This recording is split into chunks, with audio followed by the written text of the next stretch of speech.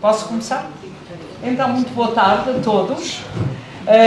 Vamos fazer a apresentação de um livro virtual, que é a Historiografia das Cidades, que são, hoje nós não dizemos atas, mas é um livro que resulta das comunicações que foram apresentadas exatamente em setembro de 2023, no congresso que teve a mesma designação e que decorreu no âmbito de um projeto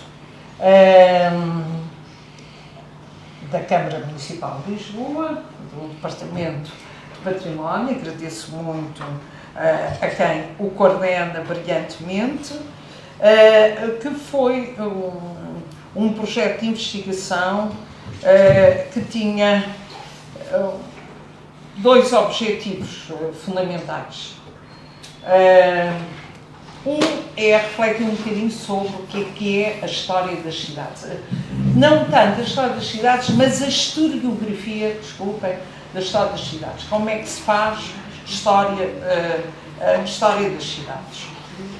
Tinha uma aplicação concreta ao caso de Lisboa, chamada Olicipografia, e por outro lado também queríamos criar um site, está criado, com a edição de duas linhas de trabalhos.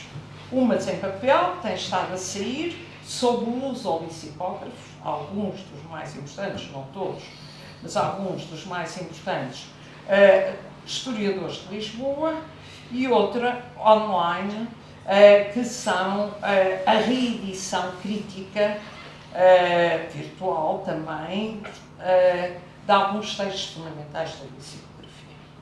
O projeto fechou, embora não com todos os seus objetivos integralmente cumpridos, mas há tempo para o fazer, os objetivos também eram extensivos. E foi um processo, foi uma colaboração, mais uma, entre o Instituto de História da Arte da Faculdade de Ciências Sociais e Humanas e o Departamento do Património Cultural da Câmara de Lisboa, que pagou integralmente o projeto,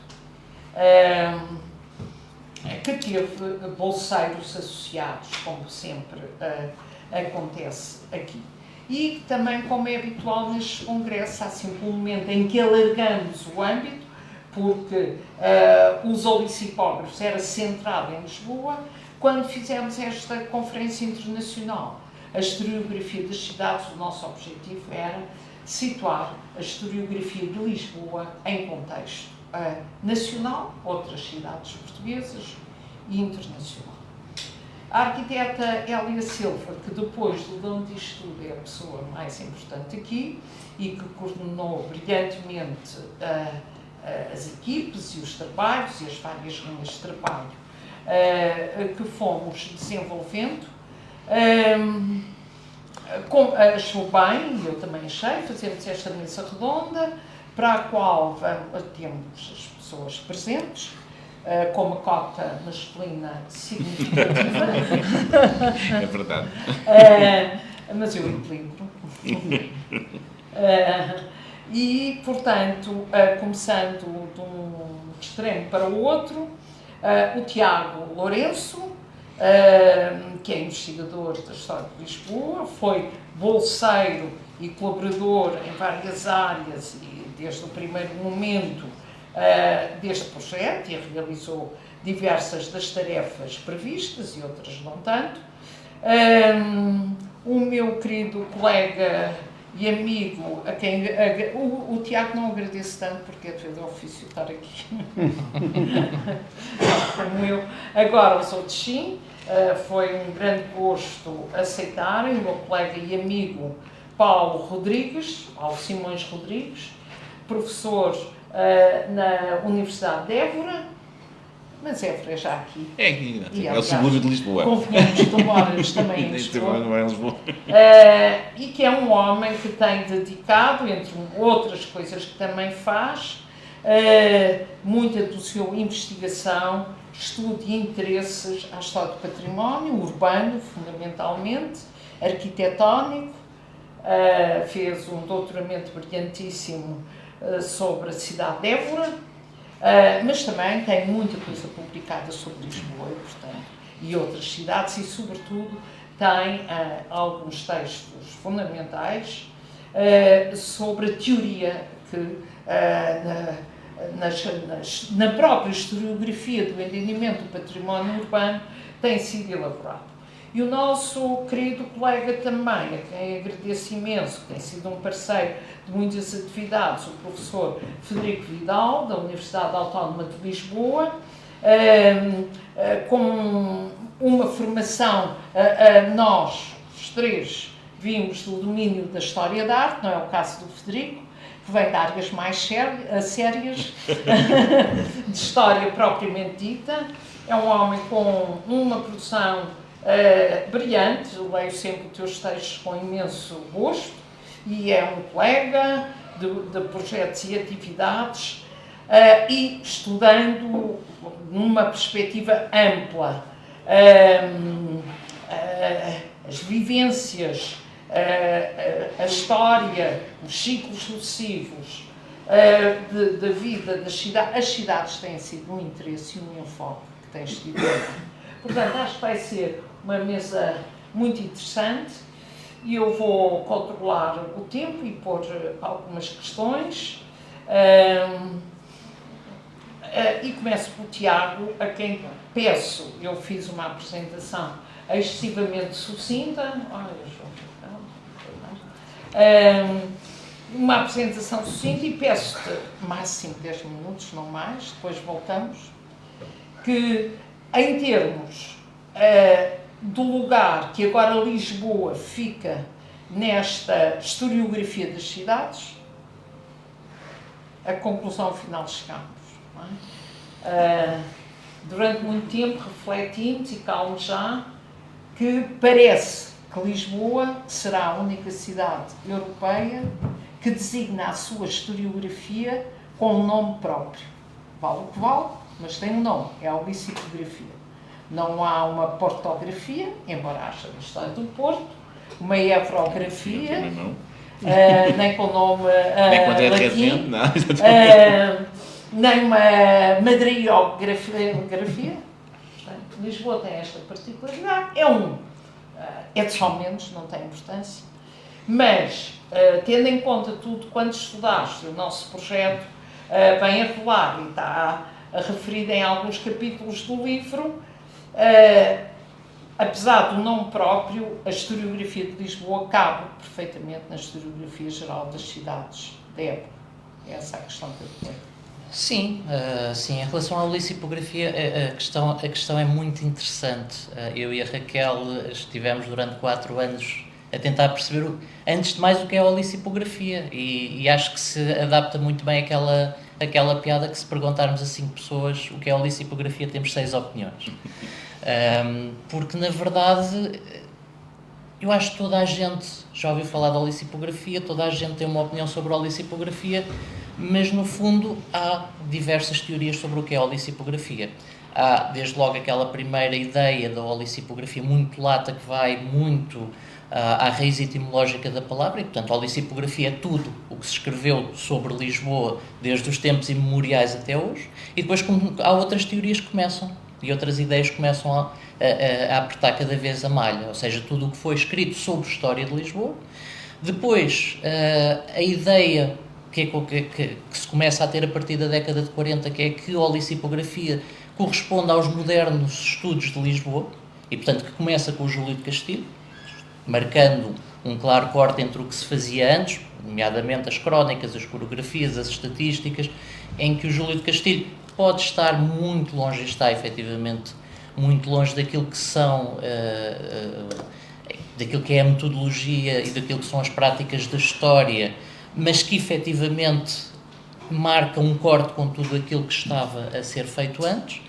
E depois há a quarta via, que é que entende, é uma via mais, que eu acho que é uma via mais romântica, que é que entende que a lexicografia é uma certa forma de fazer a história de Lisboa. Portanto, é mais uma história literária, feita com algum amadorismo, com o que de bom e mau tem a palavra, feita por um conjunto de pessoas, lá está, amadores, que vinham de outras áreas e que se dedicaram de corpo e alma os Castilhos, os Matos Sequeiros, os Vieiras da Silva, que se dedicaram de corpo e alma a esta prática, muito ligado, lá está, ao lado literário, portanto, com uma certa verve literária, uma certa forma de escrever, embora aí depois o Augusto Vieira da Silva esteja um bocadinho arredado, e que depois, de algum modo, quando morrem esses primeiros olicipógrafos, de algum modo se extingue, embora tenha havido e continua a haver discussões muito interessantes sobre o que é a olicipografia, e temos pessoas que militantemente não querem ser olicipógrafos, temos pessoas que militantemente querem no ser, e portanto é muito interessante como é que um tema é só, quer dizer, é só aquilo, ou só deveria ser aquilo, é só a história da história de Lisboa, de repente deixou de ser a história da história de Lisboa e é uma coisa um bocadinho mais lata, mais apaixonante.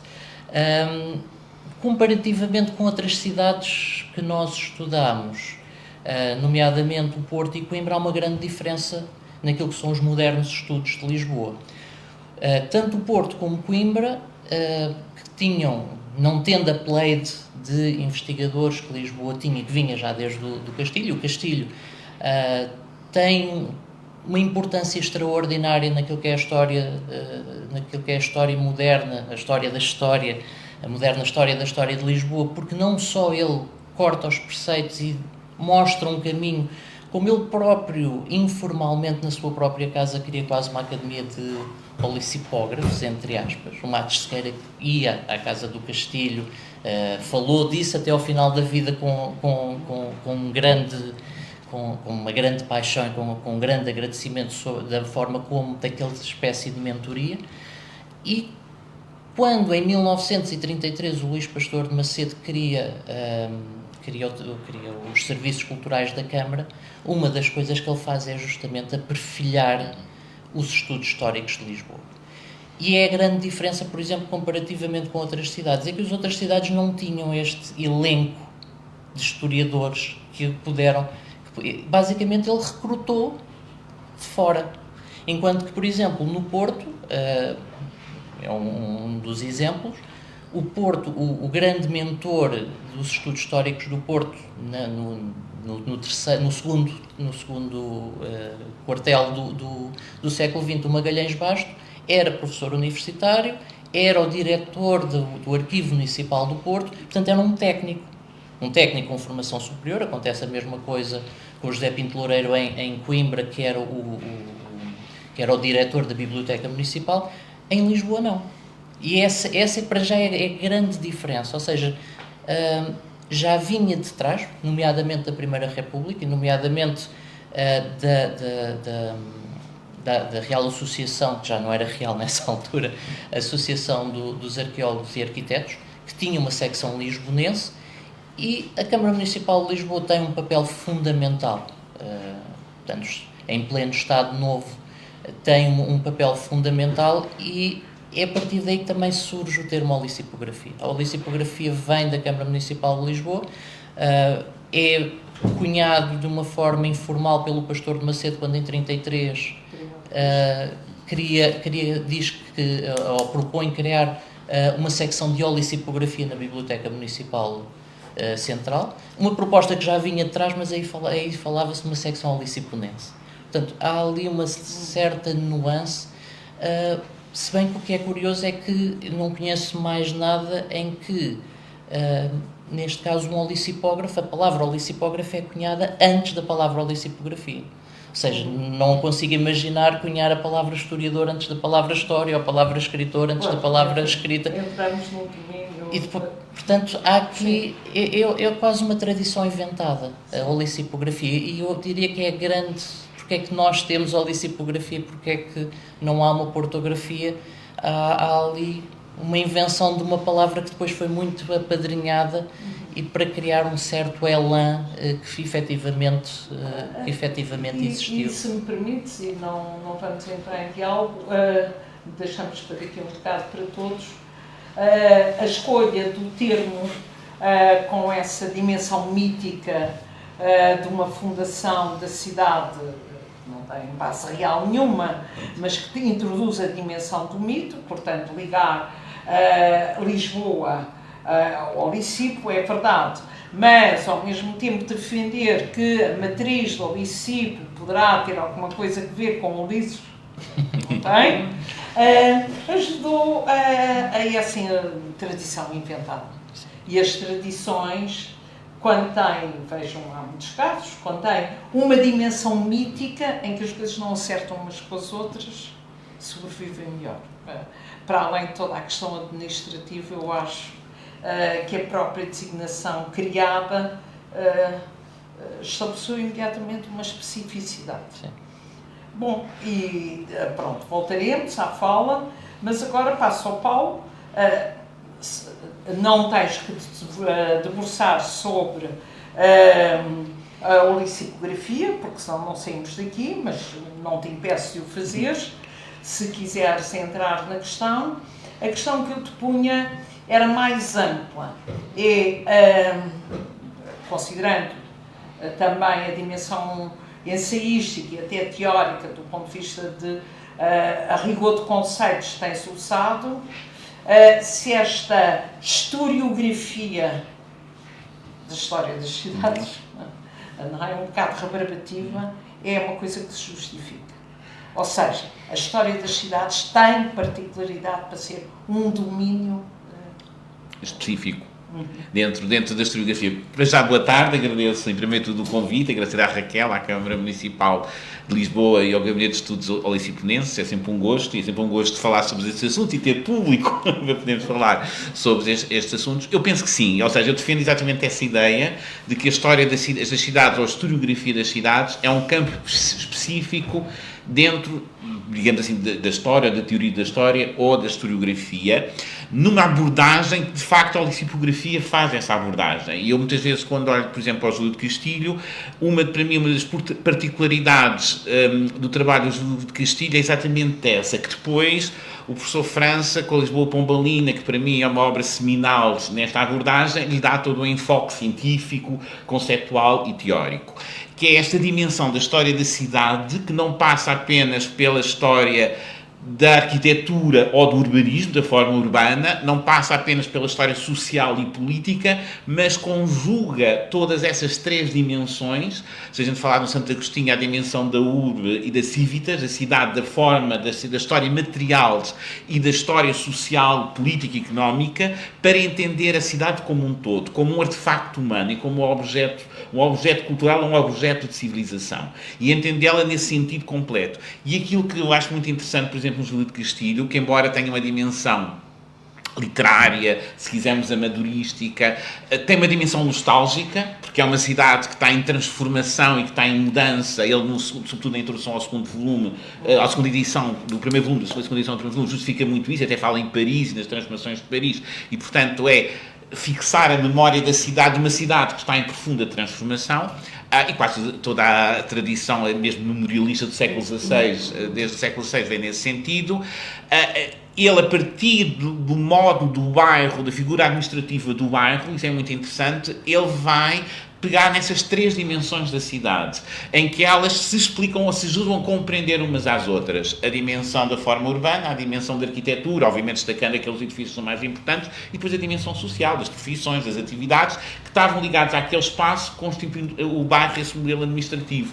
E, de facto, há essa ideia exatamente do artefacto humano nessas suas três dimensões. E eu penso que a história das cidades faz exatamente isso. Ela inicia-se, obviamente, nesta configuração mais formal, como nós entendemos hoje a história, inicia-se com a história da forma urbana, com a história da ligação da história da forma urbana e com a história da arquitetura, mas depois juntando-se nesses diferentes aspectos, de facto configurando nesse artefacto humano completo que conjuga a dimensão material, física, da forma urbana, da dimensão também da arquitetura dos edifícios e depois a dimensão social e política, que é a cidade, não é? Enquanto organização social e política de uma comunidade de seres humanos que se organizam dentro da cidade.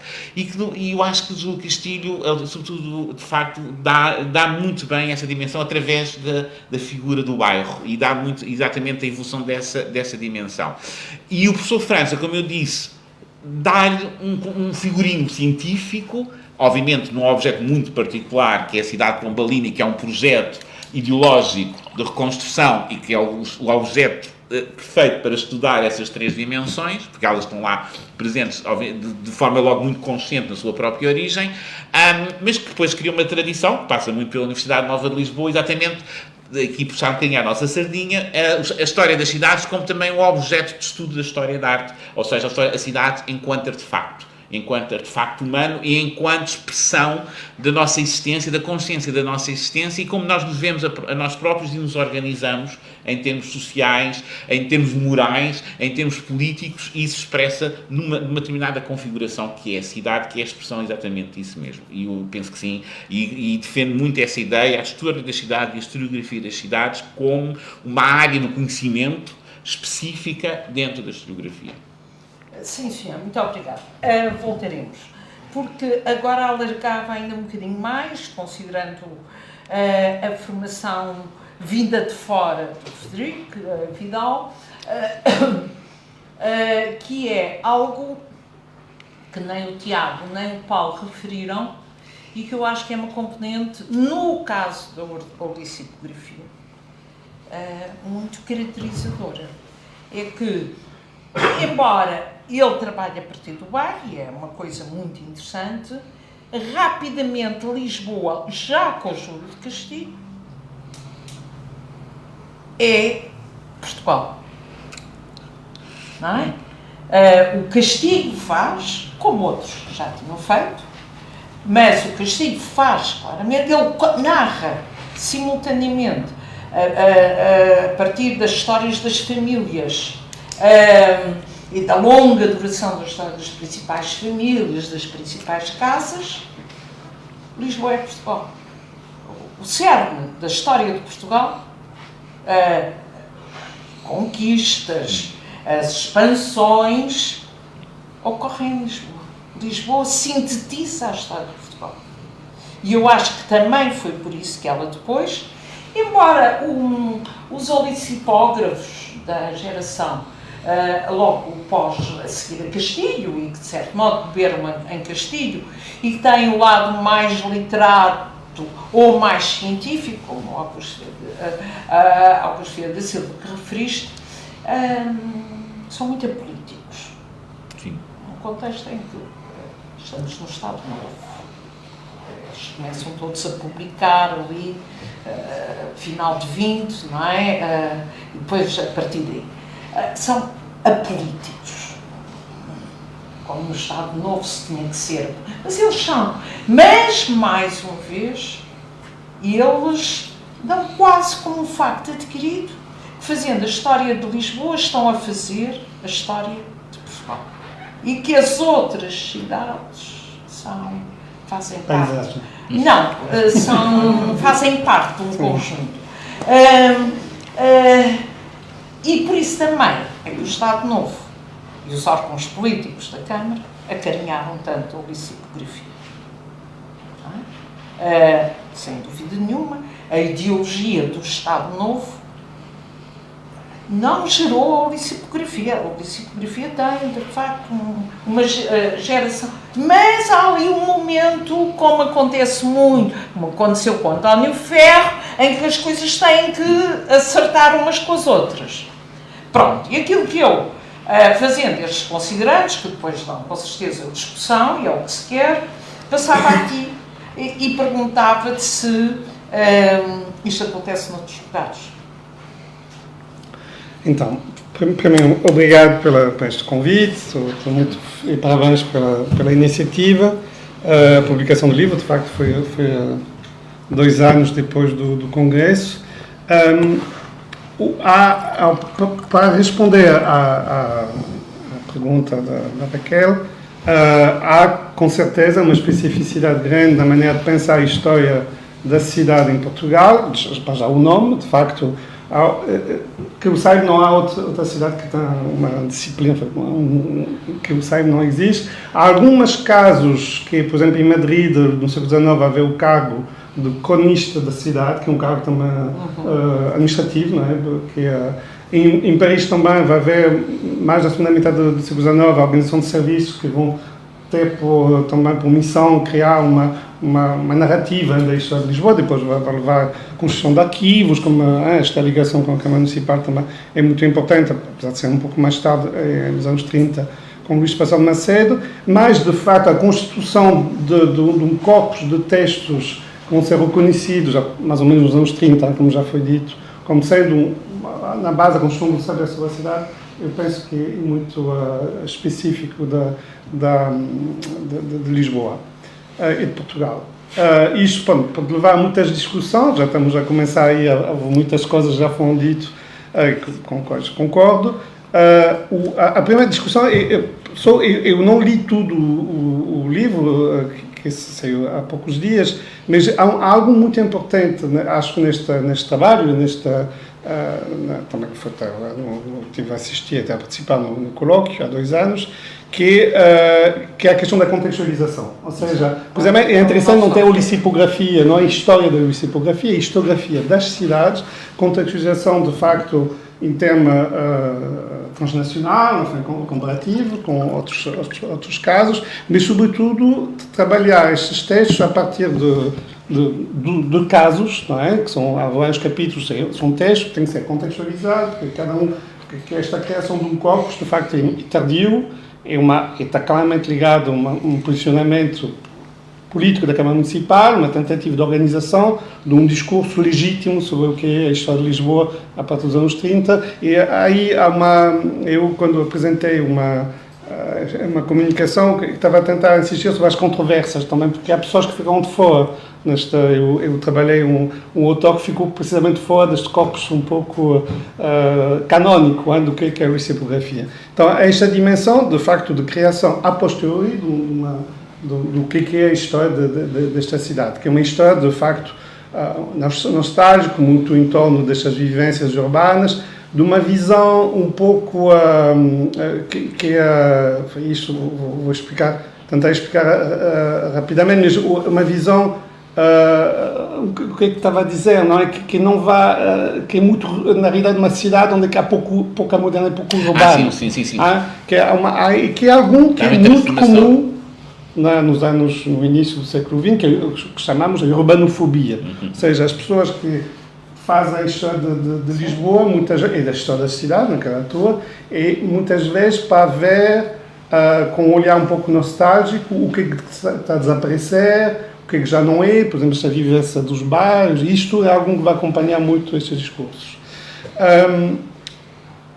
Esta relação entre a historiografia da cidade e a maneira como é que, em termos político, obviamente, temos o Estado Novo, que é algo muito específico, depois temos algo que vai transitar também da República para o Estado Novo, não é? Temos aí uma grande vivência, grande oposições políticas, e algo que vamos ver em outras historiografias. Muitas vezes a história urbana, de facto, é uma historiografia que vai estar muito utilizada, uma historiografia, são textos que vão tentar responder a questões que são muito importantes naquela altura. Vou dar alguns exemplos, o que chamamos a New Urban History nos Estados Unidos, nos anos 60, vai haver um momento, na realidade, a história urbana, estou a falar da história,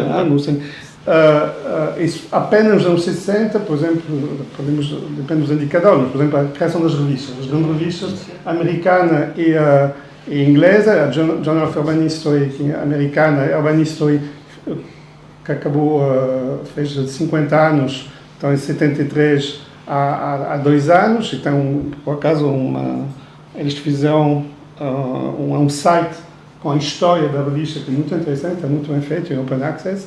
Então, estamos a falar de momentos, anos 60, da crise da história, da crise das cidades, questão das migrações, do crescimento muito acelerado. A New Urban History americana tenta responder à questão da relação entre a mobilidade social e a mobilidade espacial, e estamos a falar de uma crise muito importante.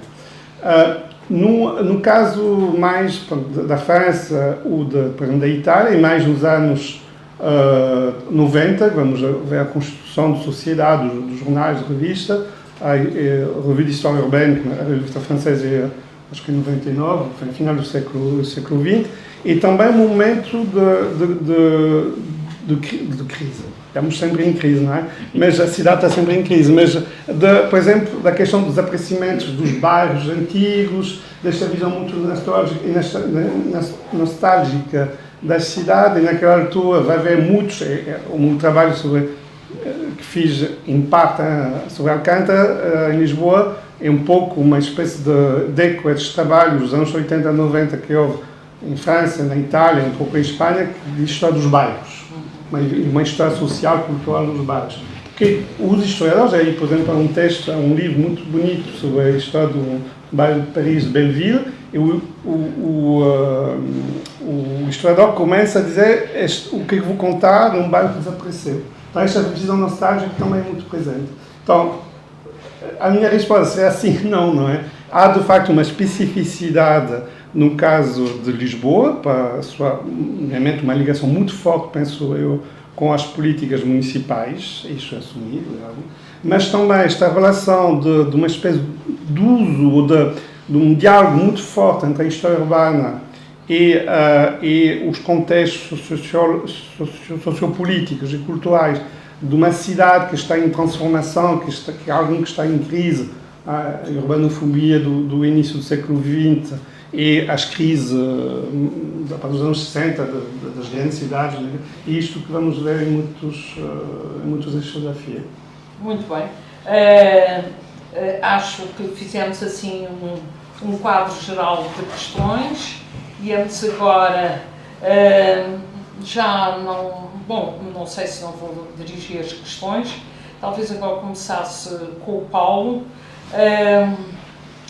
que é essa dimensão que todos referiram e que é uma prática das histórias das cidades, muitas vezes o próprio Júlio de Castilho, a Lisboa Antiga, quando ele escreve e publica, no primeiro volume, o Bairro Alto, é de certo modo o querer falar da Lisboa Velha, que estava a ser ameaçada pela Lisboa Nova, não é? Aquela Lisboa era, na altura, a extensão acima da Avenida da Liberdade. Ele não se pronuncia como o Ramalho Ostigão a considerar que a Avenida da Liberdade era um vício de boulevardismo francês. Portanto, Júlio Castilho não creio que se pronuncie sobre isso, mas é evidente que concorda completamente com o que tem o companheiro dileto é o Norberto Araújo. O Norberto Araújo diz, quando chega lá para cima, para as Picoas, quer dizer, que é aqui para baixo, como sabem, em termos atuais, ele diz: entramos num sítio de Lisboa em que as pedras não contam história. Portanto, na tradição europeia e de alguma forma, não sei se concordam, a grande referência literária para todo este patrimonialismo urbano e estes valores nostálgicos é o Vítor Hugo. Pelo menos é uma referência muitíssimo grande, não é? Quando diz, não é, assiste, aquele desmantelamento do Paris Antigo, que foi muito grande, não é? No caso de Lisboa, a situação é muito interessante, porque o terremoto, de alguma forma, preservou a Lisboa Antiga, no sentido mais... Quer dizer, fez desaparecer uma parte importante da Lisboa Antiga, mas a Lisboa mais antiga do que a Lisboa do Val da Baixa, permitiu preservar, mais ou menos, os bairros à volta do castelo. Portanto, no caso de Paris, não, uma intervenção no centro da cidade, não é? Desmantelamento, e essa voz romântica de um homem de um destaque muito grande, de certo modo lança aqui uma base, não é? Que vários países da Europa seguem. E, portanto, essa questão da nostalgia, tu foste para situações contemporâneas, século XX adiante, a pergunta que eu agora faço é se ela não é indispensável para pensar, para fazer a história das cidades. Ou seja, ou vocês, não sei se consideram que são historiadores de cidades, nas margens somos todos, esse culto da nostalgia ainda vos inspira? Não sei. Posso se calhar, isto vai-me lembrar aquele estudo que eu fiz num congresso, uma das questões que é uma controvérsia entre Luís Passão de Macedo e João Paulo Freire, que fez vários trabalhos, conhecido porque fez a primeira monografia sobre Alcântara e depois tem vários trabalhos sobre o Rossio, etc. E uma das questões que o Luís Passão de Macedo dizia que isto não é erudição, porque é uma coisa muito pessoal, porque o João Paulo Freire, de facto, fala de emoções, de coisas assim, da vivência dele, ele quando era habitante de Alcântara. Então é uma dimensão muito pessoal, não é? na maneira. E isto que é o choque, também um choque político, porque tem um republicano, e depois há várias outras razões, mas é um choque sobre a questão precisamente da posição do escritor em relação ao seu objeto, que é algo mais subjetivo no caso do João Paulo Freire. Então, o que eu queria falar quando falei de nostalgia é mais, não sei se que é uma nostalgia que introduz esta dimensão mais emocional, não é? É mais de falar de um objeto que está a desaparecer, não é? De tentar recuperar algo que está a desaparecer, isto que é algo que de facto, o que é que se caracteriza, penso, a cidade. Às vezes é difícil, porque a gente estamos sempre a dizer a cidade é assim. Eu concordo com o que disse, não é? Tudo tem que se fazer esta ligação entre o social, o cultural, o material, etc. Mas se calhar o que na cidade as temporalidades são múltiplas, não é? Podemos, e estamos viver, há muitas maneiras de andar numa rua, podemos ver estas temporalidades através, obviamente, da arquitetura, através da diferente vivência, do turismo, a presença dos transportes, etc. Há várias temporalidades que estão aí a mexer, e isso se calhar caracteriza o fenómeno urbano, esta questão das temporalidades, esta mistura de pessoas, de práticas. Eu acho que hoje em dia se fala muito da questão do turismo, que quando o turismo, que de facto coloca muitos problemas sistémicos à cidade, mas um problema maior é o facto de tornar um espaço monofuncional, não é? O turismo. Não é? Então, esta questão que eu acho que parece-me importante em termos do tempo, e tentar recuperar uma cidade que está a desaparecer, não é? É um pouco isto que muitas vezes o historiador tem este posicionamento, ou pelo menos podemos observar este posicionamento. E na lexicografia, de facto, é algo muito presente, não é? De uma cidade muito do século XIX, porque eu acho que os textos, eu acho que vocês liam muito mais a historiografia do que eu li, sobretudo os textos do século XX, no período dos anos 20, 30. De facto, eles citam muito os textos do século XIX, não é? É um fenómeno de citação. E isto que está, então, é uma espécie de cristalização do momento do crescimento da cidade. E por isso que há muitos textos que depois desaparecem, não é? Que não estão citados porque não corresponde a esta temporalidade, não é? Não sei se isto foi claro, mas... Os temas não são simples. E eu avançava um bocadinho, Paulo, ainda à volta exatamente o mesmo. Eu acho que o Bruno Zevi, mas dos anos 60, 70, trata muito dessas coisas. E a uma certa altura ele interroga-se sobre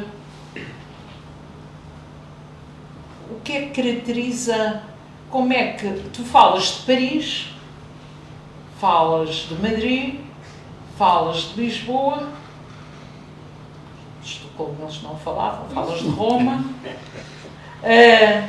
e diz o Zevi, a uma certa altura, é um texto muito interessante dele, em que ele diz que estas cidades se diferenciam todas umas das outras. Roma é barroca, Paris é neoclássico, mas ele depois retorna isto, não fica numa dimensão estilística. que literariamente, não é? É a personificação, ou pelo menos a existência de uma alma que as cidades têm. É só uma questão. A outra é, isto só pode ser Londres. Eu gosto de Madrid, nunca consegui gostar de Madrid. O que é que isto quer dizer? Não quer dizer nada. Isto interessa ao historiador de uma cidade. A outra coisa, mas é que há outra ligada a esta. E obviamente, depois se o Tiago quiser intervém também, que é, por exemplo, a questão do turismo.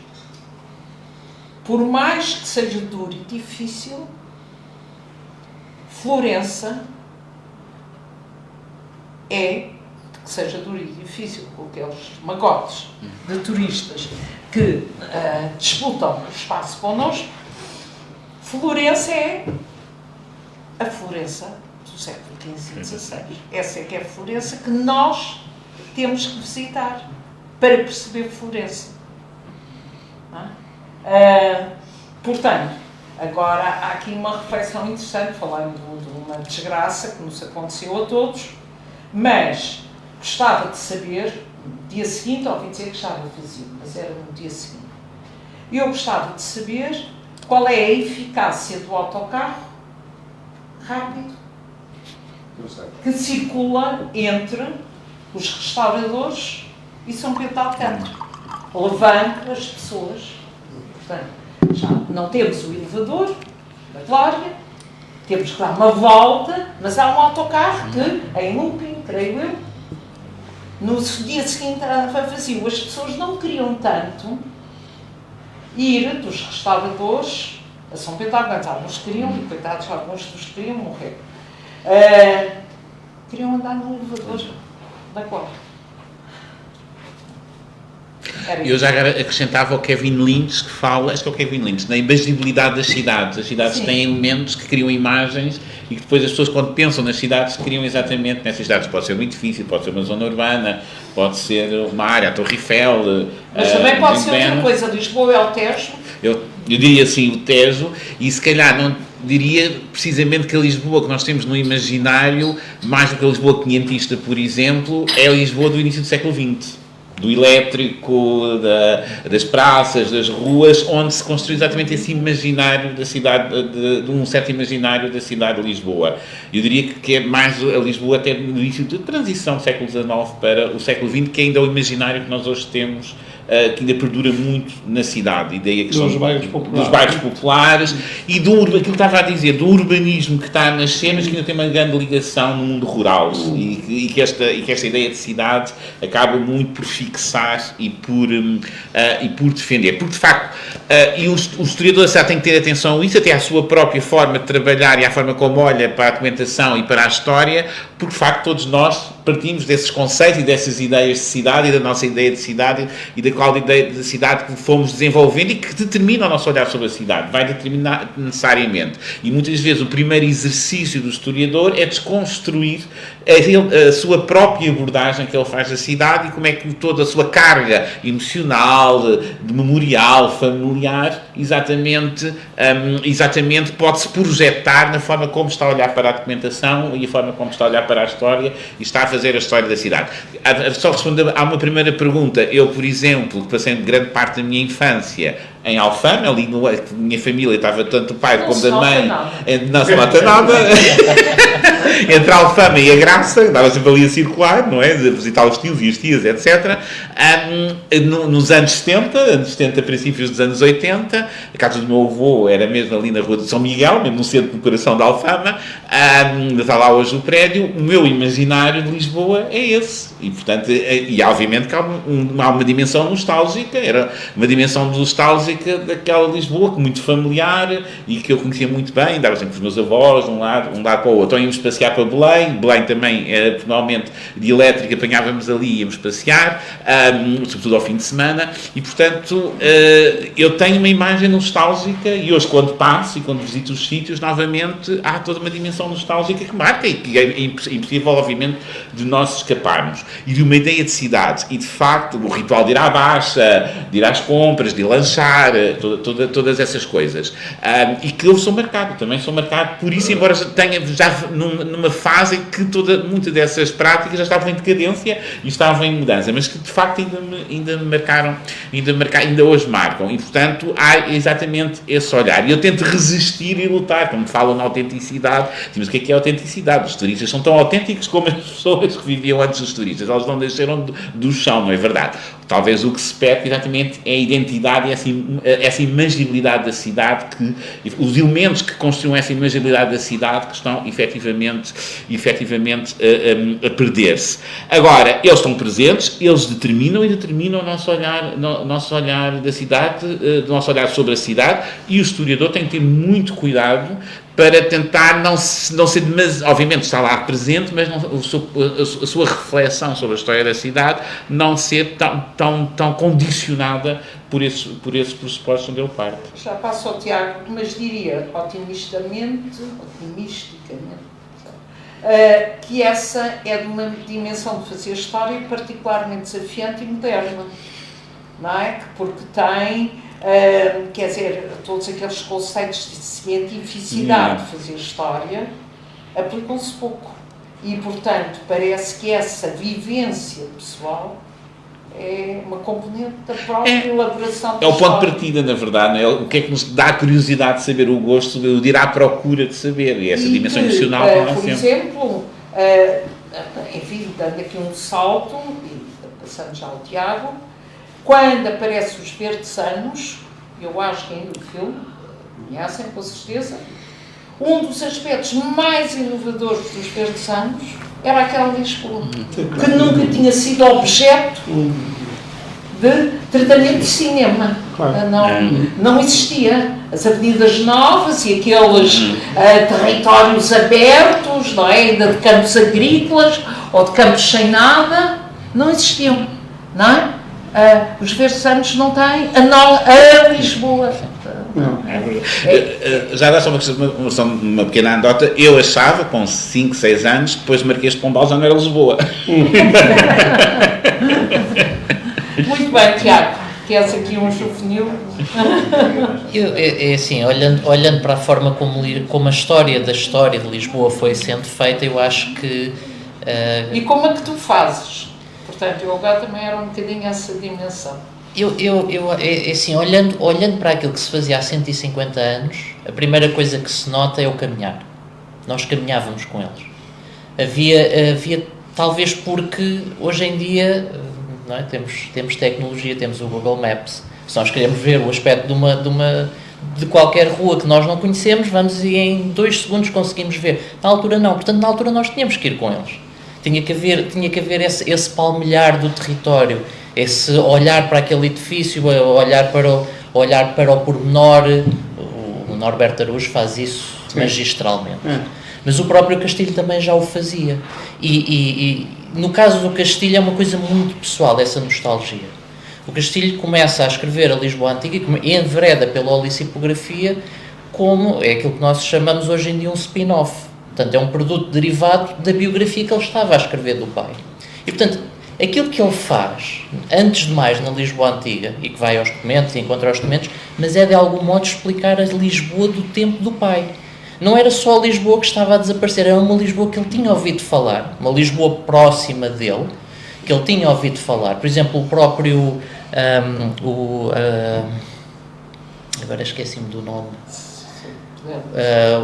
O Tinope, por exemplo, que é um homem que nasce, é pouco mais novo do que o Júlio de Castilho.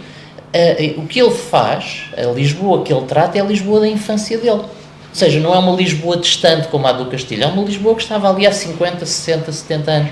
Portanto, é uma característica muito própria desta primeira fase da olicipografia, que eu acho que depois esta certa cientificidade acaba por se perder, porque se calhar nós não somos, hoje em dia não estamos autorizados pela própria metodologia, pela própria cientificidade a colocar as nossas próprias emoções e as nossas próprias vivências num texto científico. E se calhar de algum modo isso perde-se ali um bocadinho, há sempre ali uma tentativa. Há um caso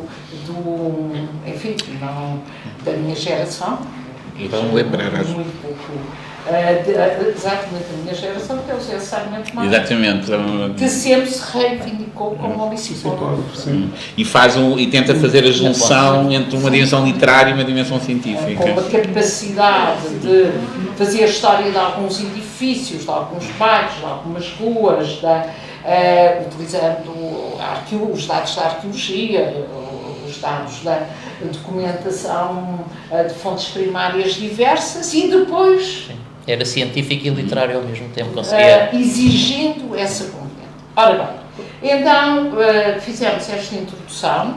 Posso ajudar uma coisa sobre Podes, curta, porque agora temos a segunda parte. sobre a questão que o Paulo disse antes, eu, para mim, é um pouco mais tarde, no momento de cristalização da imagem de Lisboa, dos bairros, muitos anos 30, não é?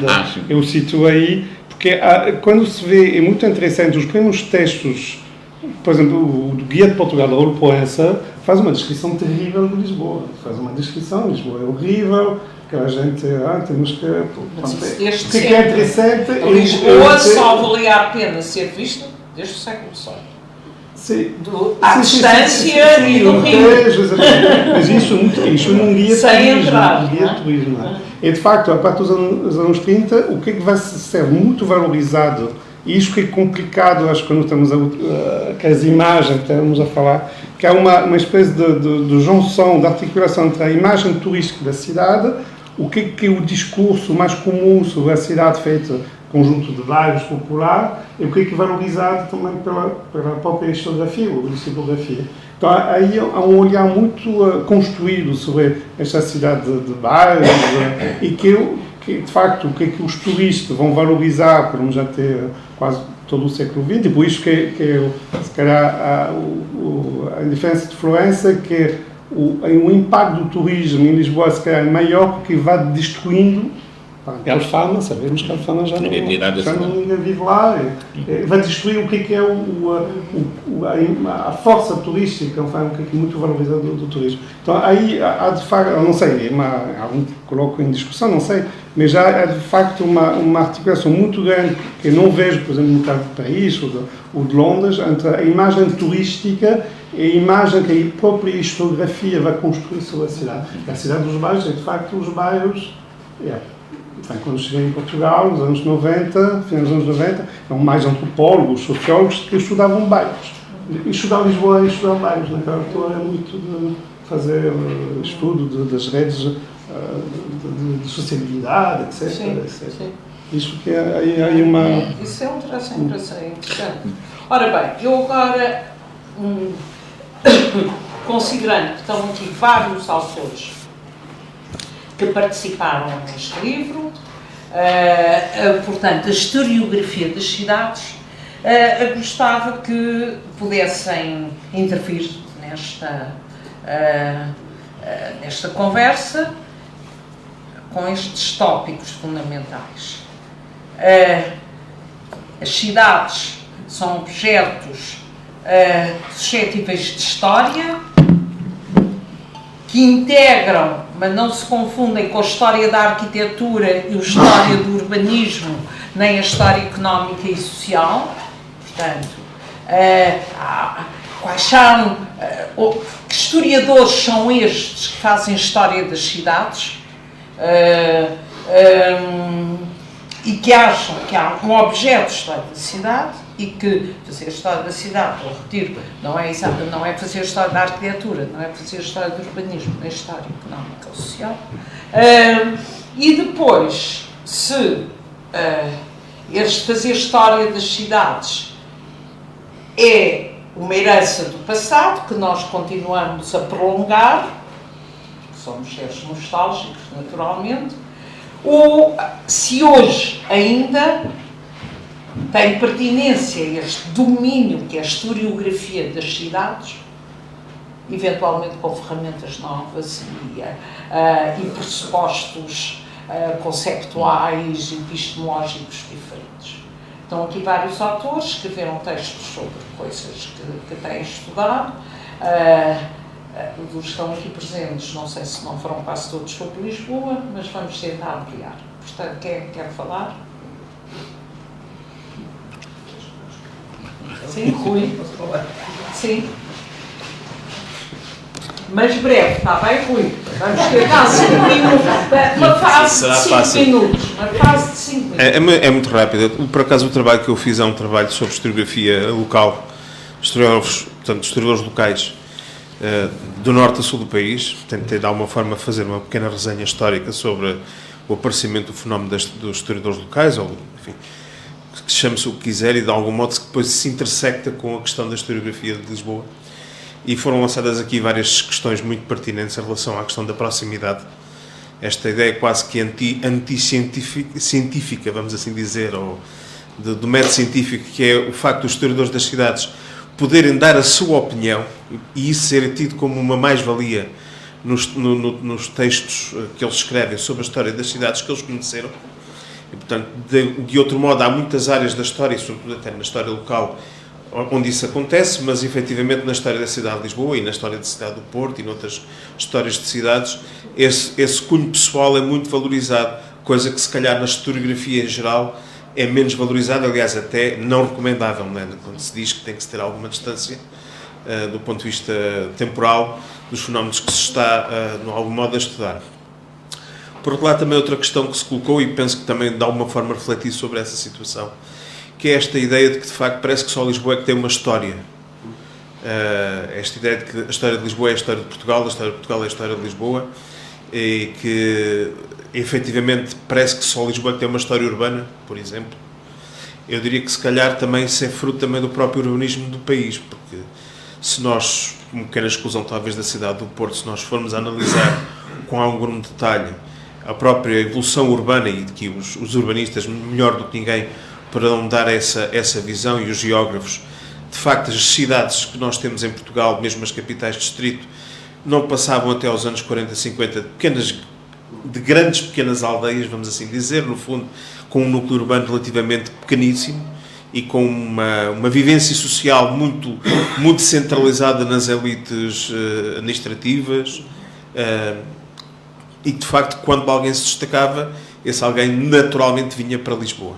Isso só se inverteu durante alguns períodos em que a cidade não era propriamente muito desejável, como o tempo das pestes, os terremotos, o tempo da União Ibérica, que efetivamente levou o Porto para outras partes, e portanto, nessa altura, eventualmente, talvez as cidades ganhassem alguma preponderância. E isso vê-se, por exemplo, no destaque que foi dado à história de Vila Viçosa, como centro da Casa Ducal, e de outras terras também ligadas à Casa de Bragança, precisamente centrado nesse período em que parece que, de certo modo, Lisboa perde importância e outras terras ganham alguma importância.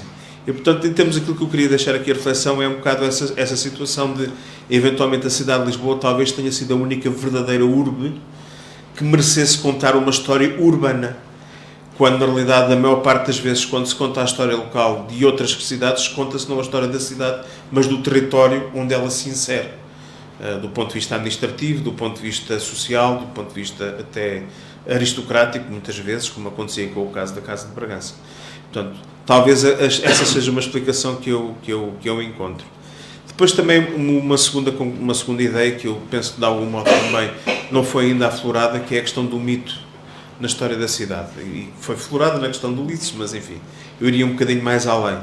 A ideia de que muitas vezes nós olhamos para a cidade segundo a visão de quem a conheceu, quase de uma forma pessoal, que criou uma ideia sobre aquilo que viu, as casas, as pessoas, os ambientes de vários bairros, os mitos que se ouviam de pais para filhos, dos avós e dos bisavós, e nós hoje em dia, por exemplo, enquanto estudadores que já não conhecemos essa realidade, muitas vezes temos uma visão que é de desconstrução de alguns desses mitos. E eu penso que nesse sentido acaba por ser também interessante e pensar que, de facto, a historiografia das cidades e a historiografia de Lisboa em geral tem ainda muito para caminhar, porque, de facto, nós agora temos a tarefa difícil que é, não tendo de presenciar os factos, temos que os interpretar não só à luz de quem os escreveu sobre eles, como também à luz dos documentos que vão sendo reconhecidos da história local e também em termos da história do país. Então, e agora quem? Os comentários vão surgindo. Eu achei muito interessante esta tua dimensão e sabes, sendo verdade o que tu disseste sobre os localismos, as histórias locais, eu quer... Eu acho que essas elites locais desempenharam um papel importantíssimo no que toca, por exemplo, sempre ao património, não é? No sentido mais amplo. E que são hoje fontes indisputáveis e que desenvolvem outra coisa que essa é que ainda não falamos todo e que talvez a Lisboa pretenda tê-la de uma forma cosmopolitismo, que são a pátria que uma cidade também pode ser, não é? Por mais que possas vivê-la, regressas a casa, regressas às vezes. Muito bem, João. É o João? Não? Sou Eunice. Eunice, vá. Então, primeiro, congratular a professora e todos os intervenientes nesta mesa redonda, que é um prazer estar a ouvi-los e pensar sobre o que é o estudo da cidade e o estudo do local e da história local. Penso que sabem que eu, há 38 anos, tirando aqui uns 2, 3 anos que estive fora, trabalho no Gabinete de Estudos Aliciponenses, desde julho de 1987, e, portanto, sempre fiz investigação e a minha vida foi estudar até agora e sempre Lisboa. Como muitos, não sou única, felizmente, e isso é ótimo. E tudo o que é estudar uma cidade, seja Lisboa, seja Porto, seja Coimbra, seja Paris, para mim é sempre fascinante. Este debate, para mim, é importante porque, e a questão de olicipografia, por exemplo, se me perguntarem, enquanto estudiosa de Lisboa, se eu sou uma olicipógrafa, a minha resposta é perentoriamente não. Nem quero. Não sou, nem quero. Nem nunca quis. O que eu faço é estudar a cidade. E estudar a cidade nas diferentes vertentes, privilegiando, como o Frederic, meu amigo também, e de longa data, privilegiando a história económica social, que é o que me apaixona mais, e política também, das elites políticas, da cidade, agora mais até também um bocadinho das mulheres, mas pronto. É muito ligado à história social, é o que me atrai, porque para mim, mais do que, e professora, desculpe, eu sei que vou dizer uma coisa que não concorda, mas mais do que edifícios, mais do que estátuas, mais do que o que quer que seja, para mim interessa muito mais as pessoas, não é? E o seu papel nas cidades. Mas acho que há aqui vários estudiosos, ou várias camadas de estudiosos da cidade. E quais são? São os estudiosos das universidades, das pessoas que fazem um estudo científico, não é? E que olham a cidade com métodos e com organização e com questões científicas e que estudam enquanto objeto científico. E depois há as pessoas que têm uma grande ligação à cidade, que é o meu caso, que nasci em Lisboa e a minha família também sempre, praticamente, são maioritariamente de Lisboa, mas há as pessoas que são os apaixonados e os amantes da cidade, que são curiosos da história e que publicam textos também sobre a cidade. Eu vejo isso muito, por exemplo, neste momento já organizámos vários congressos, agora neste momento vai haver o 9º Congresso de História Local, é organizado pelo HTC, que eu pertenço, da Universidade Nova, com ligações sempre às câmaras municipais, este ano em Alpiarça, e o GEL está também envolvido, claro, nessa organização, e o que eu constato também nesses congressos é que, o que é que nós temos? Temos sempre investigadores, jovens investigadores mais antigos, que trabalham sobre as diferentes cidades de Portugal, vêm sempre de vários estudos, de várias cidades. Nós reservamos sempre também um painel para a própria cidade onde está a decorrer o congresso, e aí aparecem-nos, por exemplo, muitos curiosos, muitos amantes da cidade, e que produzem textos que, se calhar, não têm muito valor científico, muitas vezes, mas que são realmente vivências da cidade, e que no futuro, se calhar, até podem ser um grande testemunho sobre aquela cidade e aquela vivência daquela pessoa, sobre as casas, olha, este ano, por exemplo, vai haver sobre bandas, coisas muito interessantes, não é? E que contam a história daquela cidade, mas que não utilizam os métodos científicos. Eunice, muito obrigada. Nós andamos todos a saber que os métodos científicos têm algumas práticas em comuns, mas depois a ciência não é nenhum monolítico nem nenhum exclusivo. Muito bem, eu pergunto se há outras intervenções. Se não, sim, senhora, apresente-se. Eu sou a Judite, também aqui do Gabinete de Estudos Aliciponentes, vou falar um bocadinho mais alto como ouvimos ali. Não combinei nada com a doutora Eunice, mas claro que reitero as felicitações à mesa e pelo tema. Não são tanto questões, mas são desafios, não é?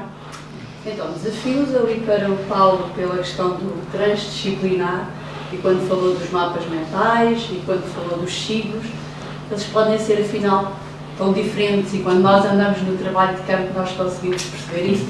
A Lisboa das pessoas é dos afetos, é muitas vezes a da saúde ou da doença, e é ainda um outro movimento, que é a cidade faz muitas vezes nos interfaces e nas pendularidades. No cidade, não cidade, é que muitas vezes se percebe a cidade. Isto é o que me diz a empiria só. Eu sou não entendida aqui do assunto, mas é um repto se realmente o Paulo tem essa percepção também, pronto, quando no fundo quase que se policiou com a questão da Alfama e o Firmino da Costa traz-nos a dizer que as pessoas são de Pampilhosa da Serra, não é? E trazem todas aquelas vivências e no fundo a Madragoa também com Ovar e com Mortosa, não é? E realmente houve ali um tempo da sociologia urbana, da geografia urbana, da antropologia urbana, não é? Um grande mérito. Se faz neste transdisciplinar, e se a cidade é isso, porque falou de Santo Agostinho, eu lembrei-me do George Nimmel, mais à frente, e dizer que cidade era um modo de ser e estar. Para o Frederico, a pergunta, e para a professora Raquel, é mais desafiante ainda, o repto é maior. Estou-me a lembrar num colóquio da Licipografia, que com certeza estiveram presentes, no ISEG, há uns anos esta parte, e ela teve, não ainda como coordenadora, mas como também investigadora, e ela rola-se, gosta bem do título da Licipógrafo, teve como Licipógrafo, da doutora Eunice, ela gosta mesmo de si, e é uma estudiosa realmente da cidade, e depois é se o rótulo de assento ou não, isso são outros 500, uma imagem mais coloquial, mas a questão que eu coloco, e porque foi realmente uma questão que saiu dali, eu estava na altura na organização e desafiou-me, e acho que o GEL tem assumido esse novo caminho que eu completamente me identifico, que é historiografia das cidades, é só a capacidade de ver pelos espelhos retrovisores, ou é, e estava alguém das engenharias e do técnico, não é? Economia e o Instituto Superior Técnico, portanto, que estavam a participar, e deram um murro no estômago quando disseram e caminho para a frente, e sentido prospectivo, não é? E nós temos vindo agora a integrar nos novos colóquios teses de doutoramento, de requalificação, de quarteirões, da gentrificação, isso é também historiografia ou não, o sentido prospectivo, porque para mim o caminho é saber o passado, mas apontar para o futuro, senão estamos todos aqui no calo de nostalgia. É um desafio, Ok. Professora, deixe-me só dar aqui um pequeno lamira, que eu acho que é muito importante. Patrimónios, mas pegando aqui nas palavras, o património da cidade e a maneira como se conserva tem um grande desafio hoje em dia, que é conhecer o espírito do lugar. E sem conhecer a história de Lisboa nas suas diversas vertentes, é muito difícil quem está a trabalhar sobre o lugar conhecer o espírito do lugar, minimamente. E penso que essa questão é uma questão muito importante. Projetar para o futuro, olhar como é que a cidade se vai transformar, preservando esse espírito. Mas a pergunta foi feita aqui a umas colegas. Foi desafio. Paulo. Não, o desafio aceito. E digo uma coisa, e também esta luta acontece, não é contra essa dimensão nostálgica, é que essa dimensão nostálgica não condiciona demasiado a observação da cidade, porque ela está na origem do interesse e do gosto e do fazer. E também pegando um bocadinho naquilo que estava a dizer, é de sair deste centro de Lisboa, de Alfama, à Baixa, e, por exemplo, ir para os subúrbios. É preciso fazer a história dos subúrbios. A Amadora, que são outras já cidades autónomas que nascem na cidade de Lisboa, e é um reflexo que está completamente ignorada, e que era muito importante começar a fazer essa história, e nessas zonas, exatamente, essas zonas que são as zonas de fronteira e as zonas de transição de vários espaços, e dos espaços rurais se transformaram em espaços urbanos. Mas pergunto se no caldo, que também é uma herança, o caldo holístico constitui o historiador da cidade, essa função é especificamente do geógrafo e do urbanista. Sim, mas depende, porque nós temos, a abordagem pode ser essa abordagem completa dessa dimensão, desde a dimensão, digamos, espacial, a dimensão material no sentido da arquitetura e na junção da compreensão nessas três dimensões e da dimensão social humana da ocupação do espaço. É a área que tu tens trabalhado sim, bastante. Mas aí concordo totalmente. Há um ponto assim cego, digamos, na historiografia, quando esta concentração muito sobre o objeto que estava dizendo há pouco sobre Lisboa, e há de facto, como disse o Rui, há uma realidade que é a hipercentralização, a macrocefalia ou a bicefalia do urbano português, mas, por exemplo, a história do subúrbio, que pode ser contada pelo menos desde o final do século XIX, é algo que ainda não há grande trabalho, que eu saiba, sobre a história social da Amadora, do Barreiro, da margem enfim. Estamos a falar muitas vezes do centro. Eu acho que não há uma oposição, eu acredito, e vou responder enquanto historiador, conhecer o passado e preparar o futuro, não é? Ou seja, o nosso papel, de facto, nós olhamos para trás, não é? Nós olhamos, mas acho que é extremamente importante para, nomeadamente, por esta dimensão das centralidades urbanas, diferente maneira de pensar o centro, de ver como que isso se inscreve historicamente, uma maneira também de pensar a cidade do futuro na sua complexidade, e isto não vejo aí uma oposição é que de facto, pronto, estamos a lutar. Há uma outra palavra que eu acho que é só português, que é bairrismo.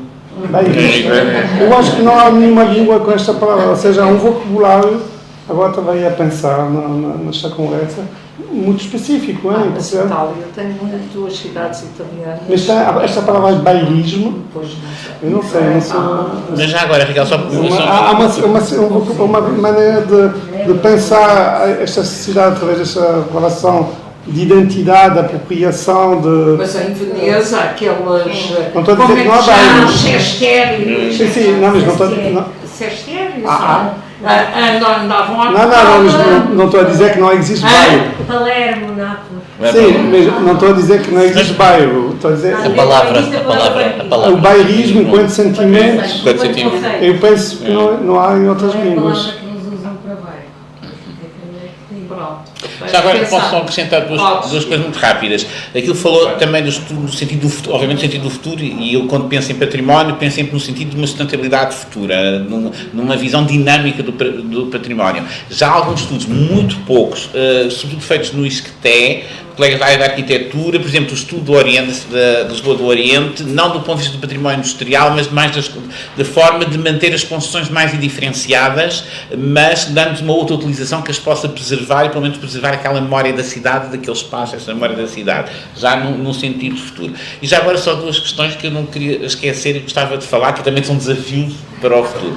O Tiago falou aqui uma coisa muito importante, que é, e referiu que eu me lembrei até do meu trabalho de mestrado, que ao mesmo tempo que há esta visão nostálgica da cidade ligada à literatura, à historiografia, pelo mesmo período, início do século XX, depois há também uma visão racionalista e higienista ligada ao município. É aprovado na Câmara Municipal a demolição do bairro Alto e de Alfama, porque eram zonas infectas da cidade. E a solução era... É verdade, tem um valor histórico, mas fotografa-se tudo. A fotografia arquiva-se e fica à memória da cidade. Não houve dinheiro, às vezes não houve dinheiro. Felizmente não houve dinheiro, às vezes é bom não haver dinheiro. Eu digo sempre que é vantagem não haver dinheiro. Não haver dinheiro, de vez em quando é bom. Mas foi aprovada. Por outro lado, uma coisa que eu acho que tenho pena ainda ninguém se ter debruçado, que é à falta de melhor termo, uma espécie de ossipografia visual do Rocameiro e do Alberto Sousa. E que eu acho muito interessante. Isso é iconografia. É uma iconografia da cidade, mas... E de que modo quem pintou, desenhou a cidade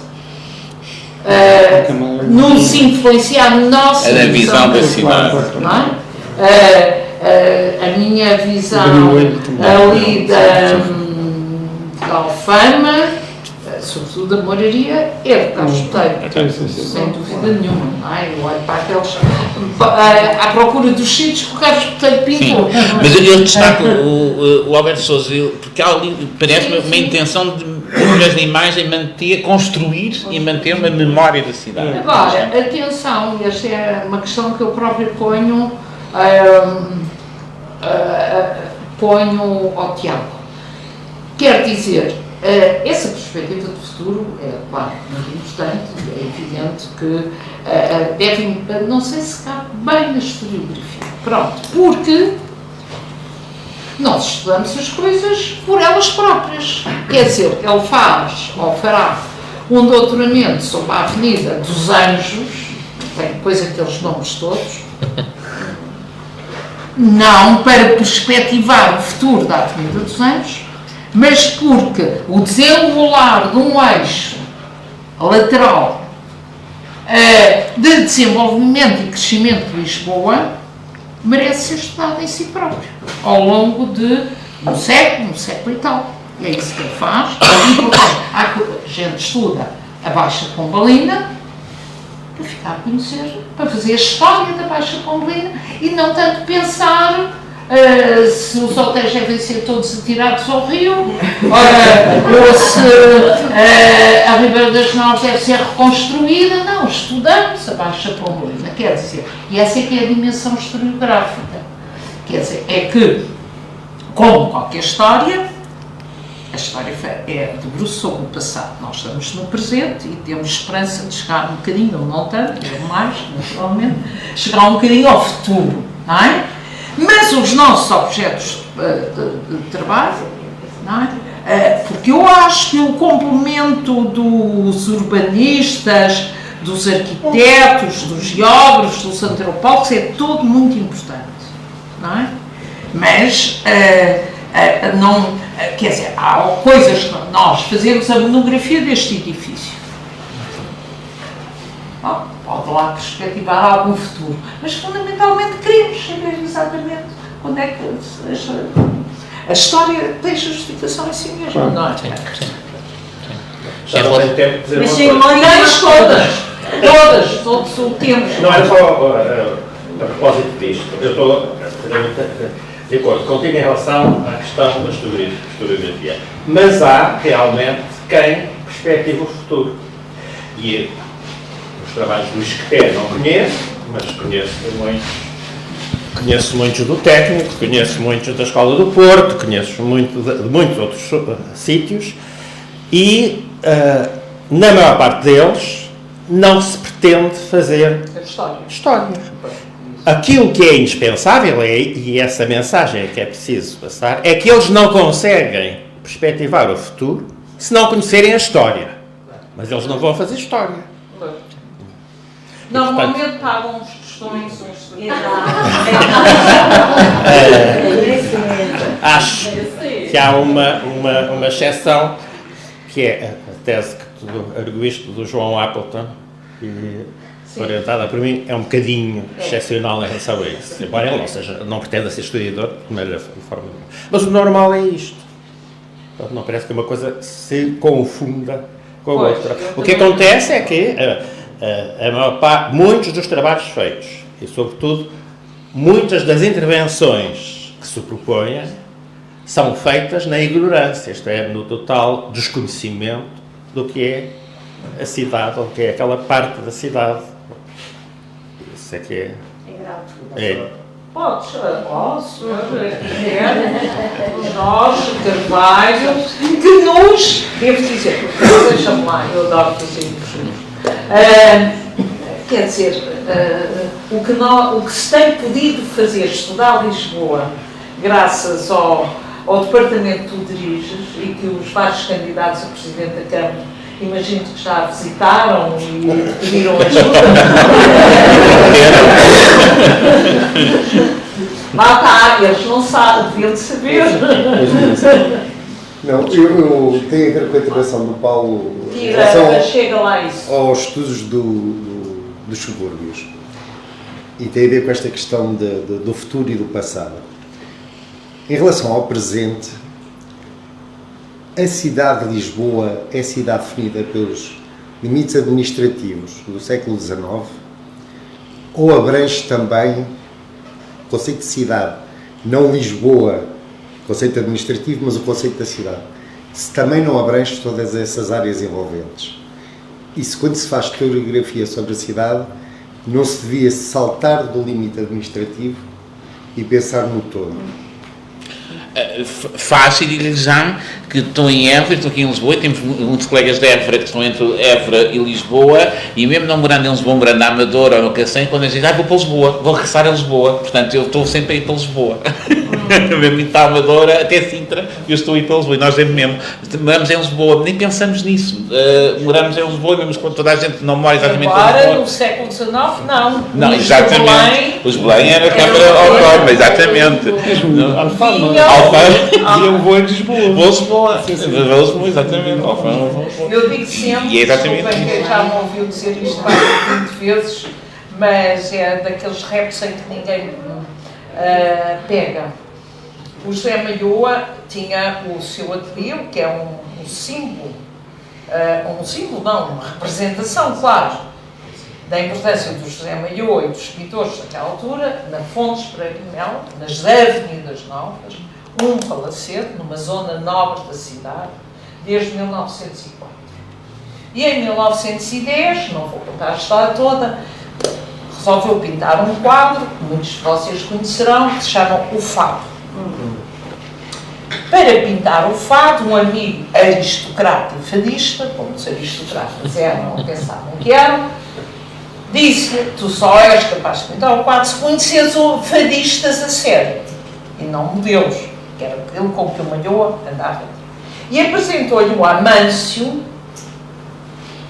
e a Adelaide Facada. E o Malhoa, que era das Caldas da Rainha, mas tinha ateliê em Lisboa, e nessa altura já, não sei se já tinha Figueiró disponíveis, acho que não, passou a deslocar-se, não sei quantas vezes por semana, da sua casa, na Fontes Pereira de Mel, à moraria, a casa da Adelaide Facada, porque foi aí que ficou acordado que ele pintava. No bairro, na rua, às vezes confundem-se, era tratado pelo pintor fino, porque o que havia ali era pintores de construção civil e, portanto, não era o caso. Algumas vezes o trabalho prolongou-se, porque o Amânio foi não sei quantas vezes preso, e depois ele tinha que ir ao governo civil, conseguiu que o Amânio fosse, e lá chegaram ao fio. E não chegou ao fio. Isto é que eu acho que é um gesto revolucionário, por isso é que eu gosto tanto do Malhoa. E ele convidou os da moraria, os lá da rua, a virem ver o quadro. Vieram a Lisboa. Vieram às avenidas. Eu já disse isto a uma série de amigos meus cineastas. Ponham isto em cinema. O que é a malta ali da rua da Adelaide da Facada, que eu uma vez... põe a hipótese que sei porque é que ela é a Adelaide da Facada, porque obviamente tinha uma grande facada, não é? Pois era, e a facada era a forma que a polícia, ali em 1900, tinha de marcar as prostitutas, não é? E eu acho que a Adelaide da Facada vem daí, o nome que ela tinha. Ora, eles vêm em bando às Avenidas Novas. Era uma estratificação, não havia, porque os criados, vinha quanto, muito, os das obras, eram os únicos. Porque os que vinham vender frutas e legumes e frescos e perus e cabras e o leite, que era no giz ali à porta, vinham do norte, vinham das hortas. As criadas vinham da terra. E essa Lisboa, que o Malhoa articula, da Moraria e da Fontes de Mel não havia. Não, eu acho que é um caso tão interessante. Mas, Rafael, deixa-me só sublinhar essa história com uma recente há 10 anos. 1910. Mas onde é que é contado isso? Ele conta, eu acredito que seja. Isso faz parte são as fontes que a gente lê. Mas estava a dizer que aqui há 10 anos fizemos um trabalho no bairro de Padre Cruz e 2 ou 3 crianças dirigiram-se e disseram: eu nunca fui a Lisboa. O bairro de Padre Cruz, que é de Lisboa. Portanto, esse conceito ainda existe. Não, está-se a ver, é muito interessante. É mesmo muito interessante. Em Évora, ainda hoje, quase todas as pessoas que hoje em dia, quase toda a gente que mora fora do centro histórico, fora das muralhas, eu vou em Évora, eu vou à cidade. O padre Álvaro Proença contara que as pessoas de Benfica, quando apanhavam o elétrico, diziam que iam à cidade. E estavam dentro da cidade. Mas eu penso que depois muda nos anos 90, se muda um bocadinho. Mas ainda acontece, quer dizer, é outra coisa que é fascinante em estudar, embora a gente estude. Estudei as avenidas novas, pronto, achei que justificava estudar as avenidas novas. Estudamos os conventos, fazemos embora nos conventos nós abrimos essa perspectiva do uso futuro, não é? Abrimos, claramente, foi uma componente do nosso trabalho. Mas não é necessário abrir, não é o nosso trabalho. O nosso trabalho pode ser depois usado por outro em quem intervém na cidade. Mas, efetivamente, o facto de se lidar com gente, mortos e vivos, não é? Há aquela frase bombástica também, não sei de quem, mas não é de um poeta, eu acho que é de um historiador da arquitetura. Vivemos sempre na cidade dos mortos. A cidade em que nós vivemos. Posso acrescentar que, por acaso, a Júlia de Castilho acho que é um caso extraordinário, porque nas memórias dele, não do pai, as dele que estão na Torre do Tombo, que deviam ser publicadas, porque são com retratos de Lisboa, e não só de Lisboa, porque isso é que é interessante, é o retrato dos sítios de veraneio que ele, em Costa da Caparica, ele alugava uma casa de pescadores, com ele e as pessoas da época, da elite, alugava uma casa aos pescadores para ir passar as férias na Costa da Caparica, em Algés, pronto, não é? Ele faz um retrato extraordinário nas suas memórias, precisamente sobre a cidade de Lisboa, sendo que para ele o conceito realmente de Lisboa não se aplica aos limites geográficos, porque ele vive depois no Lumiar, portanto, que estava na altura, era um deserto quase, praticamente, não é? E o contacto com a elite, que ele tem um amor, e isso vê-se também em todas as obras dele. Ele retrata a elite social e política da época que ele conviveu com ela, mas retrata o povo, a pessoa, e nota-se que ele tem um grande carinho por toda a gente de Lisboa. Isso realmente é uma coisa admirável no Castilho. Havia uma coisa que se chamava o povo, hoje a dificuldade é essa. Ora, muito bem, eu gostava de ouvir mais gente, ou pôr-nos nas questões, ou porem uns aos outros, ou fazerem comentários. Pronto, não nos debruçámos tanto sobre, mas estão aqui os autores que eu convidei para que falassem dos textos ou das perspectivas dos textos que escreveram.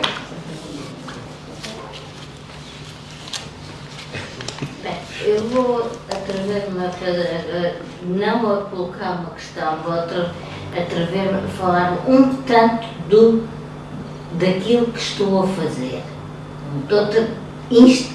Que é a história institucional que as instituições querem criar. Estou a trabalhar com as atas da Câmara, fazer resumos, indexação, não me interessa isso, essa parte é totalmente desimportante, mas aquilo que as instituições, e neste caso a Câmara de Lisboa e as atas, a reunião dos vereadores, querem que seja a história da cidade. E como é que isso depois vai influenciar todo o pensamento dos próprios lisboetas sobre a própria cidade.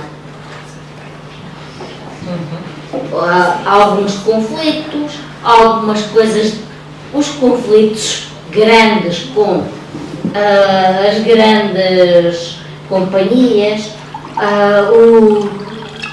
uns com os outros, a cultura, as instituições que convidam e que querem que um vereador ou dois vá a uma festa X, Y ou Z,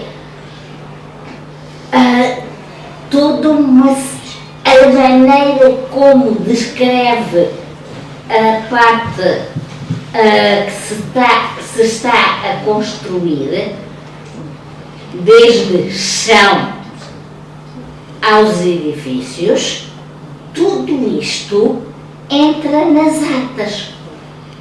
E tudo isto entra nas atas e vai vai dar, ou querer dar ao lisboeta uma imagem X. Pronto, isso é sempre Não, um problema não, de todas as eu não fontes. digo mais, porque isto é que era o cerne daquilo que eu me atrevi a dizer agora. Ok, sim senhor. É a forma como nós lidamos com as nossas fontes e sabemos que as fontes, elas próprias muitas vezes têm que ser interpretadas e contextualizadas para que não incorramos em erros. Sim senhor, pergunto se há mais alguém que queira... Não? Margarida, sim senhor. Boa tarde a todos. Não consigo deixar de pensar que tudo é um pouco permeado pelo nosso amor pelas cidades, mas na verdade o que é a cidade, o que eu parece é que é um objeto irredutível a qualquer tipo de análise. É interdisciplinar, é isto e aquilo. E nós temos de lidar sempre, a nossa relação com a cidade é sempre por representação. Ou nós próprios, as nossas memórias, portanto nós nunca, há uma certa frustração, eu que estudo História do Urbanismo, é não conseguir agarrar o todo. Portanto, todas estas dúvidas que acho que são muito naturais, porque nós não conseguimos esgotar. E por isso é que nem nós, nem as outras disciplinas que estudam a cientificidade não é talvez o parâmetro fundamental a ter em causa num bom historiador da cidade. Já agora, se me permite, Raquel, estou-me a lembrar de uma frase do Máximo Cacciari, que ele tem um livro sobre a cidade, pequenino, é filósofo, portanto aborda a cidade a partir da filosofia e da atividade política. Ele foi síndaco de Veneza e ele diz que não existe a cidade. A cidade não existe. Existem as cidades. E cada uma... No entanto, sendo que isso é completamente verdade, eu é uma coisa que gosto de refletir. É mesmo sobre a cidade. Refletir, não quer dizer que seja estudar. E quando temos a sorte, não é naturalmente o caso de Lisboa e de grande parte das cidades europeias, mas quando temos a sorte, por exemplo, de assistir, e às vezes com imagens relativamente fidedignas e fontes, ao nascimento do Funchal, por exemplo, é uma coisa incrível, porque eu acho que nesse momento é possível elucidar o que é uma cidade. O que é que pode ser uma cidade? Não, o que é, na verdade, uma cidade. Eu digo, o Funchal é criado. E é criado como cidade. Pelo poder. A cidade é sempre a política. A dimensão da cidade não é um lugar. Nós achamos e depois fazemos brincadeiras com agora, a cidade é uma criação. É uma criação fundamentalmente política, com funções determinadas, até um certo momento bem delimitada, faz parte dela, não é?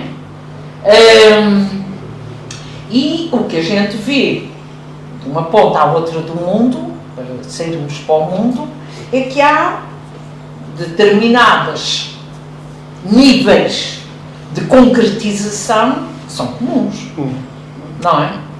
Posso acrescentar há um historiador que eu gosto bastante, que é Bernard Le Petit, que tem um texto que acompanhou-me, que já está há uns 25 anos, que ele já morreu, que é a cidade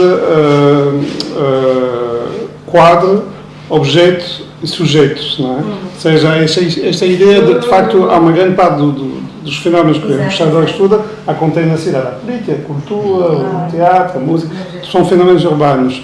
E depois a cidade pode ser pensado isto é o quadro, não é? Ou seja, é a história da cidade ou na cidade, não é? O antropologia da cidade ou na cidade. E depois a cidade enquanto objeto, material e imaterial, mas também há uma outra dimensão, que é esta dimensão que é enquanto sujeito, ou seja, algo que vai de facto configurar alguns fenómenos sociais, culturais, de maneira muito específica e muito transnacional. É isto que eu acho que há de facto, cada caso é um caso, não é? Eu entendo a saída das cidades, obviamente, mas há também há um fenómeno também, eu acho que ele falou há pouco, destas passagens em termos das visões, em termos das práticas, de cidade em cidade, não é? Que é um fenómeno muito transnacional. Então há uma dimensão da historiografia, que é uma grande dificuldade, mas que podemos pensar da historiografia urbana enquanto cidade, enquanto sujeito, ou seja, algo que vai criar, configurar.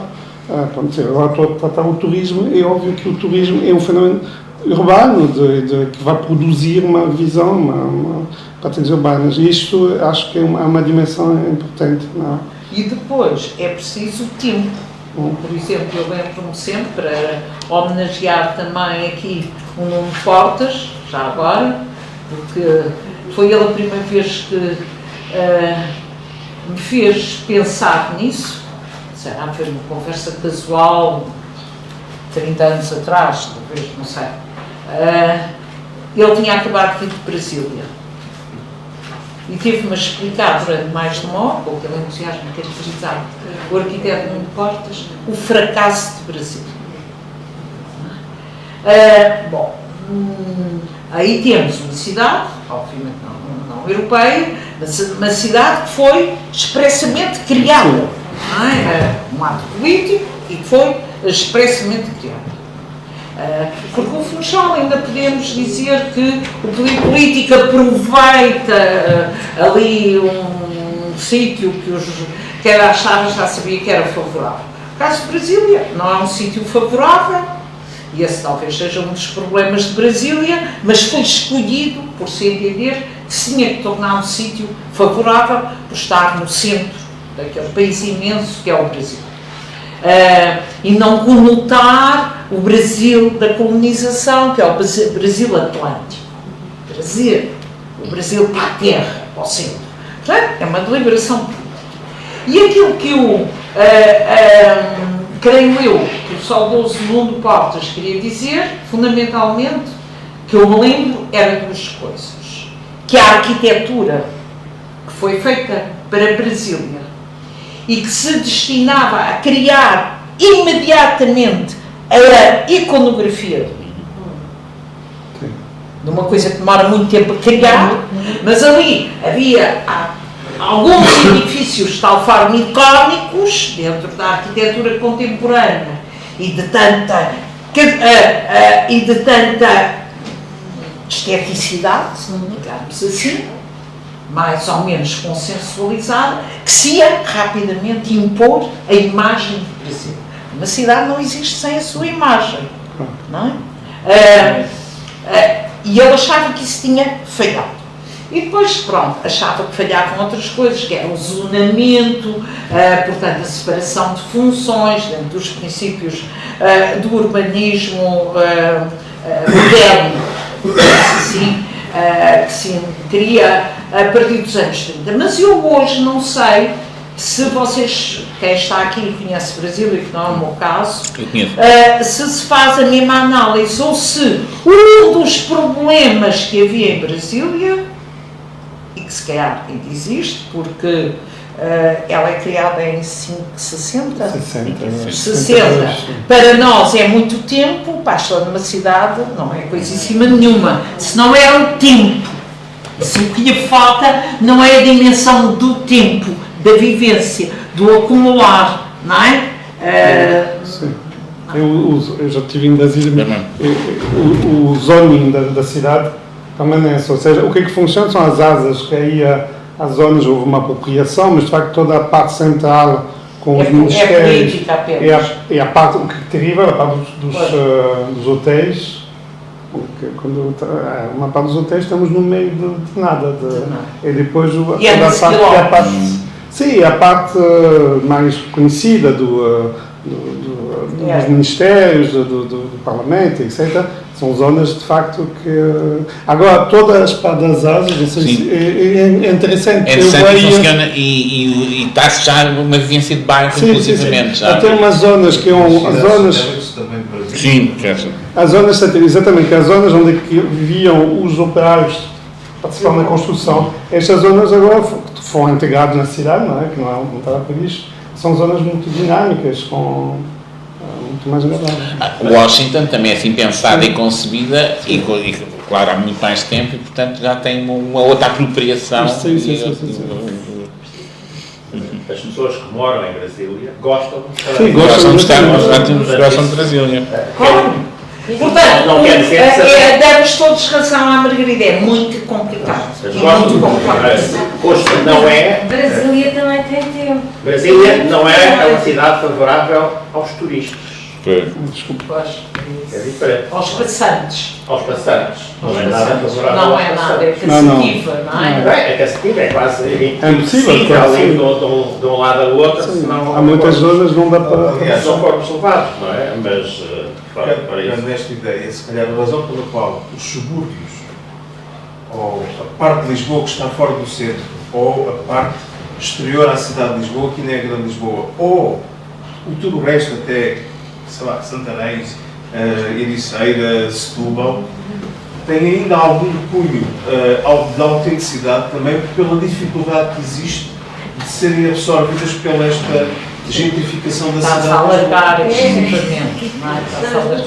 Se ficares na zona saloia, já é bem interessante. Mas eu não gosto da palavra autenticidade aplicada. As cidades não dão. O que é uma cidade autêntica? Identidade.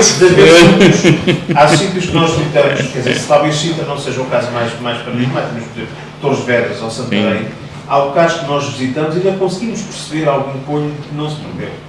Ou mesmo em Almada, apesar de tudo, enfim, que é a minha região, mas que tem ainda as suas locais que são as quintas antigas e as velhas zonas industriais, que não se perderam, mas vão acabar por ser absorvidas também por esta lógica da cidade de Lisboa, de um centro que se vai alargando, não é?